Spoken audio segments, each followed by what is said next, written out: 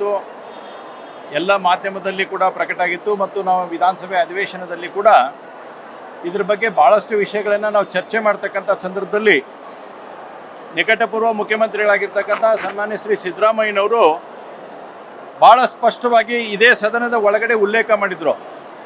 ಏನರಪ್ಪ ನೀವು 187 ಕೋಟಿ ಅಂತೀರಿ, 187 ಕೋಟಿ ಅಲ್ಲ, ಕೇವಲ 89 ಕೋಟಿ ಹಗರಣ ಅಂತಕ್ಕಂಥ ಮಾತನ್ನು ಹೇಳಿದವ್ರು ನಾವ್ಯಾರೂ ಅಲ್ಲ, ಅಥವಾ ಭಾರತೀಯ ಜನತಾ ಪಾರ್ಟಿ ಅಲ್ಲ, ಅಥವಾ ಆರ್ ಅಶೋಕ್ ಅವ್ರು ಮಾತ್ರ ಹೇಳಿಲ್ಲ. ಇದನ್ನು ಸ್ವತಃ ಆನ್ ದಿ ಫ್ಲೋರ್ ಒಪ್ಕೊಂಡವ್ರು ಯಾರಾದರೂ ಇದ್ದರೆ ಅವತ್ತಿನ ಮುಖ್ಯಮಂತ್ರಿಗಳಾಗಿರ್ತಕ್ಕಂಥ ಸನ್ಮಾನ್ಯ ಸಿದ್ದರಾಮಯ್ಯನವರು.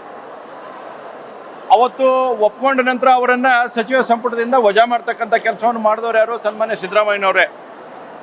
ಇವತ್ತು ಹಗರಣ ಆಗಿದೆ ಅಂತಕ್ಕಂಥದ್ದನ್ನು ಸ್ಪಷ್ಟವಾಗಿ ಬೆಳಕಿಗೆ ಬಂದ ಮೇಲೆ ತನಿಖೆ ಪ್ರಾರಂಭ ಆಗಿ ಇವತ್ತು ಅನೇಕ ಬೇರೆ ಬೇರೆ ಇಲಾಖೆಗಳಲ್ಲಿ ಕೂಡ ತನಿಖೆ ಪ್ರಗತಿಯಲ್ಲಿದ್ದಾಗೂ ಕೂಡ ಇವತ್ತು ಕಾಂಗ್ರೆಸ್ಸಿನ ಹೈಕಮಾಂಡು, ಕಾಂಗ್ರೆಸ್ಸಿನ ಮುಖ್ಯಮಂತ್ರಿ, ಈಗಿನ ಮುಖ್ಯಮಂತ್ರಿಗಳಾಗಿರ್ತಕ್ಕಂಥ ಸನ್ಮಾನ್ಯ ಡಿ ಕೆ ಶಿವಕುಮಾರ್ ಅವರು ನಾಗೇಂದ್ರ ಅವರನ್ನು ಮತ್ತೆ ಸಂಪುಟದಲ್ಲಿ ಸೇರಿಸ್ಕೊಂಡಿದ್ದಾರೆ.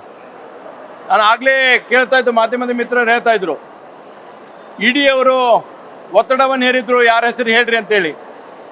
ನಾನೀಗ ಸ್ಪಷ್ಟವಾಗಿ ಹೇಳಕ್ಕೆ ಇಚ್ಛೆ ಪಡ್ತೀನಿ, ಅಪ್ಪಿತಪ್ಪಿ ಈಗ ನಾಗೇಂದ್ರ ಅವ್ರನ್ನ ಏನಾದರೂ ಸಂಪುಟದಿಂದ ತೆಗೆದ್ರಂತಂದ್ರೆ ಕಾಂಗ್ರೆಸ್ನಲ್ಲಿ ಯಾರ್ಯಾರಿಗೆ ದುಡ್ಡು ಮುಟ್ಟಿಸಿದ್ದೆ ಅನ್ನೋತಕ್ಕಂಥದ್ದನ್ನು ನಾಗೇಂದ್ರ ಅವರು ಹೇಳ್ತಾರೆ, ನಾವೇನು ಹೇಳೋದು ಅವಶ್ಯಕತೆ ಇಲ್ಲ.